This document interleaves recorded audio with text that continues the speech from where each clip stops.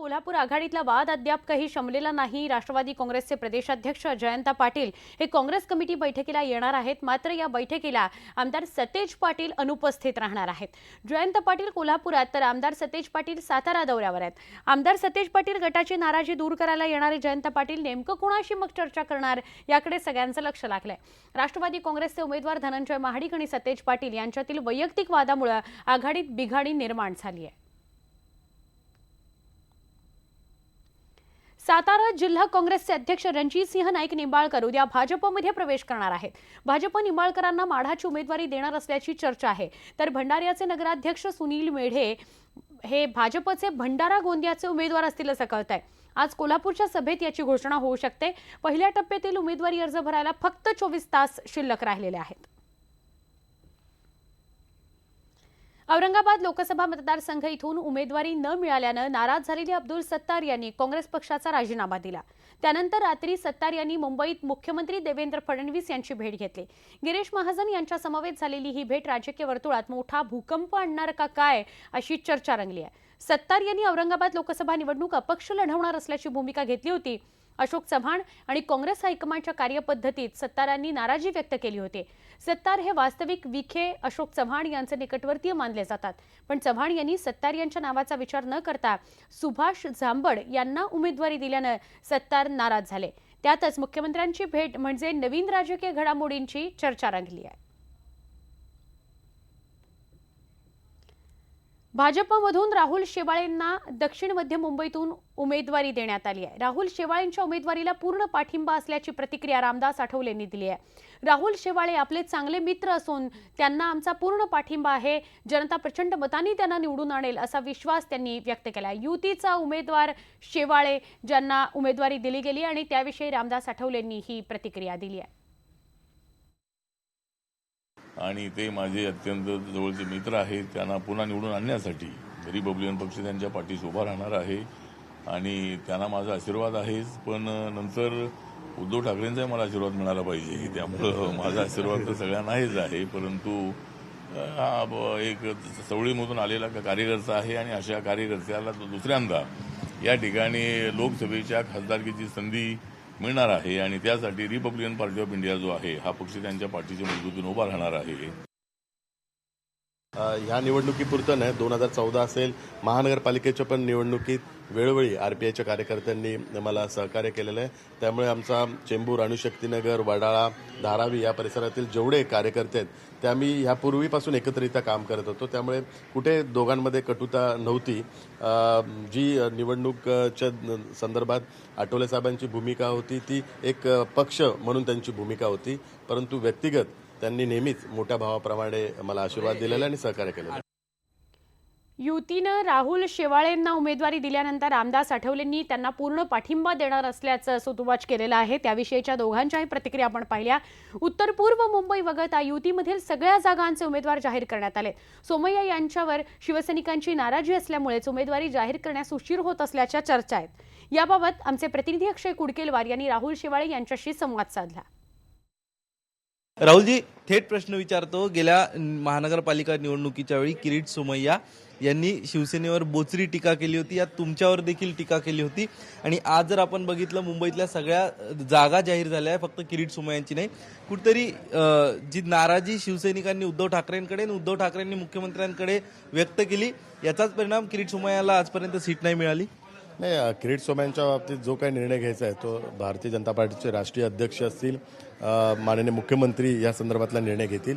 शिवसेनेची भूमिका शिवसेना पक्षप्रमुख उद्धवजी त्या वरिष्ठ नेत्यांच्या समोर ठेवतील, पण शिवसैनिकांची जी भूमिका आहे ती त्यांनी या बैठकीच्या दरम्यान शिवसेना पक्षप्रमुख उद्धवजींच्या समोर ठेवलेली आहे। त्यामुळे आता अंतिम निर्णय हा राष्ट्रीय अध्यक्ष आणि तो त्यांचा व्यक्तिगत निर्णय आहे। भारतीय जनता पार्टीच्या युतीमध्ये त्यांच्याकडे ती सीट आहे, तो निर्णय घेतील।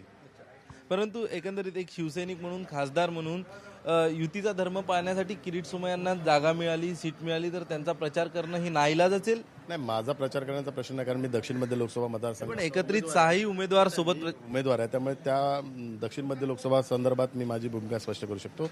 आणि शेवटी हे युतीचं प्रचाराची धूर आहे आणि ह्या संदर्भात आपण वरिष्ठ नेता आहेत ते या संदर्भातली भूमिका स्पष्ट करू शकतो. उद्धव ठाकरे यांच्याकडे ही मागणी करण्यात आली नाही का? आणि उद्धव ठाकरेंनी मुख्यमंत्र्यांना सांगितलं नाही की त्यांना जागा देऊ नये, शिवसैनिक काम करणार नाही. शिवसैनिक मागणी करत नाही, शिवसैनिक भूमिका स्पष्ट करतात. शिवसैनिकांनी नाराजगी शिवसेना पक्षप्रमुख उद्धवजींकडे व्यक्त केलेली आहे, परंतु हा निर्णय आता शिवसेना पक्षप्रमुख उद्धवजी, राष्ट्रीय अध्यक्ष आणि माननीय मुख्यमंत्री घेतील. तर एकंदरीत किरीट सोमय्या यांच्या संदर्भात जी नाराजी आहे ती राहुल शेवाळे सुद्धा स्पष्ट व्यक्त करतायत. मात्र जर एकदा शिवसेनेचे पक्षप्रमुख उद्धव ठाकरे आणि मुख्यमंत्री देवेंद्र फडणवीस यांनी जर भूमिका घेतली तर या सगळ्या संदर्भात आम्हाला त्यांचे आदेश पाळावे लागतील अशा प्रकारचं देखील त्यांनी स्पष्ट केलं. मात्र कुठतरी शिवसैनिकांचा असलेला टोकाचा विरोध हेच किरीट सोमय्या यांची उमेदवारी उशिरा जाहीर होण्यासाठी कारणीभूत ठरतोय असंच चित्र आहे. व्हिडिओ जर्नलिस्ट संदीप मोरेसह अक्षय कुडकेलवार, न्यूज 18 लोकमत, मुंबई. आणि आता आघाडीच्या गोटातून पुढची बातमी आहे. भंडारा गोंदियाचा पेच सुटलेला आहे. राष्ट्रवादी काँग्रेसचा उमेदवार प्रफुल्ल पटेल यांच्या कुटुंबातून मधुकर कुकडे यांना पुन्हा उमेदवारी दिली जाणार नाही असं कळत आहे. प्रफुल्ल पटेल यांनी घेतलेल्या बैठकीत सर्वानुमते हा निर्णय झालाय. प्रफुल्ल पटेल यांच्या कुटुंबातून उमेदवारी आहे आणि मधुकर कुकडेंना ती मिळणार नाहीये असंही स्पष्ट झालंय. भंडारा गोंदियातून वर्षा पटेल यांना उमेदवारी मिळू शकते का याविषयी चर्चा सुरू आहेत. प्रफुल्ल साळुंखे आमचे प्रतिनिधी ज्यांच्याकडून आपण अधिक माहिती घेऊया. प्रफुल्ल, असं म्हणता येईल की आघाडीचा भंडारा गोंदियाचा जो पेच होता तो सुटलाय? सुवर्ण, अगदी खरं आहे. कारण गेल्या काही दिवसापासून प्रफुल्ल पटेल हे संपूर्ण जिल्ह्यामध्ये भंडारा आणि गोंदिया लोकसभा मतदारसंघामध्ये गेल्या 4 दिवसापासून बैठका घेत आहेत की नक्की या लोकसभेला कोण उमेदवार हा राष्ट्रवादीचा असावा. आणि सर्वानुमते सर्व जे पदाधिकारी आहेत राष्ट्रवादी काँग्रेस आणि काँग्रेसच्या पदाधिकाऱ्यांची त्यांची बैठक झाली आणि जो उमेदवार असेल तो प्रफुल्ल पटेल यांच्या घरातलाच उमेदवार असावा याबाबत सगळ्यांनी अनुमोदन या ठिकाणी केलेलं आहे. आणि ती जे एक नाव या ठिकाणी समोर येत आहे वर्षा पटेल यांचं, कारण अजून प्रफुल्ल पटेल हे देखील उमेदवारी या ठिकाणी करू शकतात, पण प्रफुल्ल पटेल यांची राज्यसभाही जवळपास 3 वर्ष या ठिकाणी बाकी आहे. अशा परिस्थितीत वर्षा पटेल ह्या उमेदवार असतात की प्रफुल्ल पटेल स्वतः लोकसभेसाठी या ठिकाणी उमेदवार असतील हे उद्या किंवा परवा या ठिकाणी राष्ट्रवादीकडनं जाहीर करावं लागणार आहे. कारण पहिल्या टप्प्यात विदर्भाची पहिल्या टप्प्यात मतदान आहे, त्यामुळे उद्यापर्यंत हा निर्णय जो आहे तो पक्षाला या ठिकाणी घ्यावा लागणार आहे. पण आता एक नक्की झालं की प्रफुल्ल पटेल यांच्या कुटुंबातला उमेदवार या ठिकाणी उमेदवार असेल हे नक्की झालं. नक्की, धन्यवाद आपण ही माहिती दिल्याबद्दल प्रफुल्ल. आणि पुन्हा एका महत्त्वाच्या बातमीकडे वळूया. पंतप्रधान नरेंद्र मोदींची वर्ध्यातली 28ची सभा रद्द करण्यात आलेली आहे. आता 2 एप्रिलला वर्ध्यामध्ये सभा होणार आहे. 28 एप्रिलला जी सभा होणार होती, 28 मार्चला जी सभा होणार होती ती आता 2 एप्रिलला होणार आहे. वर्ध्यामधल्या पंतप्रधान नरेंद्र मोदींच्या सभेविषयीची ही माहिती आहे. मोदी प्रचाराचा शुभारंभ वर्ध्यामधून करणार होते. स्वावलंबी शाळेच्या मैदानावर ही सभा होणार होती. आमचे प्रतिनिधी नरेंद्र मते यांच्याकडून अधिक माहिती घेऊया. नरेंद्र, काय अधिक माहिती मिळतेय? का सभा रद्द झाली आहे किंवा पुढे ढकलली गेली आहे? सुवर्ण, पंतप्रधान नरेंद्र मोदी हे जे विदर्भातील जे महाराष्ट्रातील जे प्रचाराचा जो नारळ जो आहे तो वर्ध्यातून फोडणार होते, परंतु 28 तारीख ही जाहीर करण्यात आली होती. त्याची तयारी स्वावलंबी शाळेच्या मैदानावर करण्यात आली होती. तेथे पेंडॉल टाकण्याचं काम सुरू झालं होतं. भाजप आणि शिवसेना युतीचे जे कार्यकर्ते ते या सभेला यशस्वी करण्यासाठी मोठ्या प्रमाणात कामाला लागले होते. त्यांच्या बैठका सुरू झाल्या होत्या, परंतु आज अचानक ही माहिती आली की 2 तारखेला ही सभा घेण्यात येणार आहे. त्याचं नेमकं कारण मात्र अजूनपर्यंत स्पष्ट करण्यात आलेलं नाहीये की ही सभा का रद्द करण्यात. धन्यवाद आपण ही माहिती दिल्याबद्दल. मोदींची वर्ध्यातली 28 मार्चची सभा ही आता 2 तारखेला होईल असं कळतं आहे. पुढची बातमी, पालघर इथल्या सत्यम बुक कंपनीला भीषण आग लागलेली आहे. ही पालघरमधून एक महत्त्वाची बातमी येते. सत्यम बुक कंपनीला भीषण आग लागली. अग्निशमन दलाच्या 2 गाड्या घटनास्थळी दाखल झालेल्या आहेत. आग विझवायचे प्रयत्न सुरू झालेले आहेत. आमचे प्रतिनिधी विजय राऊत आपल्या संपर्कात आहेत. विजय, काय सांगाल, किती वाजताच्या दरम्यान ही घटना घडली? आत्ताची परिस्थिती काय आहे? नक्कीच सुवर्ण, ही आग जी आहे अर्धा तासापूर्वी लागलेली आहे. या कंपनीचं नाव आत्ताच आपल्या हाती लागलेलं आहे की दिवान इंडस्ट्रीज मधली कंपनी आहे युनिव्हर्सल. असं या कंपनीचं नाव आहे. केमिकल बनवणारी ही कंपनी होती अशी प्राथमिक माहिती आपल्याला समोर येते. पहिल्यांदा या ट्रकला आग लागलेली आहे आणि ट्रकला आग लागल्यानंतर जवळपास 3 कंपन्या ज्या आहेत त्या तीनही कंपन्या ज्या आगीच्या ह्याच्यात आलेल्या आहेत त्याला देखील मोठ्या प्रमाणात झळा पोहोचलेल्या आहेत. सध्या 2 फायर ब्रिगेडच्या गाड्या घटनास्थळी पोहोचल्या आहेत, पण या कंपनीमध्ये मोठ्या प्रमाणात जे आहे कामगार अडकल्याची भीती वर्तवण्यात येत आहे. घटनास्थळी तहसीलदार असतील, पोलीस प्रशासन असेल, सगळे या ठिकाणी पोहोचलेलं आहे. आग जी आहे ही आटोक्यात आणण्याचा प्रयत्न जे आहे ते फायर ब्रिगेड सध्या करताना आपल्याला पाहायला मिळते. सुवर्णा, नक्की धन्यवाद आपण ही माहिती दिल्याबद्दल विजय. रंगपंचमी मार्च अखेर यामुळे लासलगाव बाजार समिती 10 दिवस बंद राहणार आहे. यामुळे व्यापारी लिलावात सहभागी होणार नाहीत. आधीच कांद्याचे भाव पडलेले असताना त्यात आता तब्बल 10 दिवस लिलाव बंद असणार असल्यामुळे शेतकऱ्यांच्या मात्र चिंतेत वाढ झाली आहे.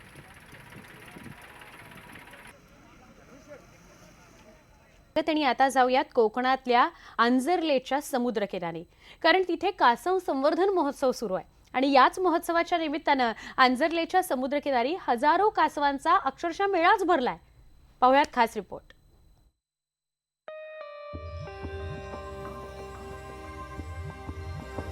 लहानपणी ससा कासवाच्या गोष्टीतून बालपणाचा सोबती झालेला प्राणी. याच मुठी एवढ्या आकाराच्या कासवांना बघण्यासाठी रत्नागिरीतल्या आंजर्लेचा समुद्र किनारा फुलून गेला होता. अंड्यामधून बाहेर येताना पिलांनी हळूहळू डोळे उघडले, आपले इवलेसे पाय हळूच बाहेर काढले आणि मग ते दुडूदुडू धावू लागलं. पिलांच्या जन्माचा हा उत्सव बघणं म्हणजे निसर्गाचा एक अद्भुत चमत्कार असल्याचं सुख असतं. कासव संवर्धन मोहिमेअंतर्गत कासवाच्या पिलांना समुद्रामध्ये सोडण्याचा सोहळा इथे पार पडला. आज पहिल्यांदा जे न्यूबॉर्न म्हणजे एकदम बेबी टर्टल्स असतात तर ते पाहायला मिळाले आणि तो बघून खूप आनंदाचा क्षण होता. अगदी लहान मुलासारखं आम्हालाही त्याच्यामध्ये खूप आनंद वाटला. कासव संवर्धनाबद्दल ऐकलं होतं, मग ते बघण्याचा योग आज आला आहे. आम्ही बघितलं की ते अगदी व्यवस्थितरित्या आम्हाला माहिती दिली की कसं किती दिवस झाले, अंडी किती दिवसापासून इथे ठेवली आहेत आणि किती दिवसानंतर मग ते फर्टाईल होणार आहेत वगैरे.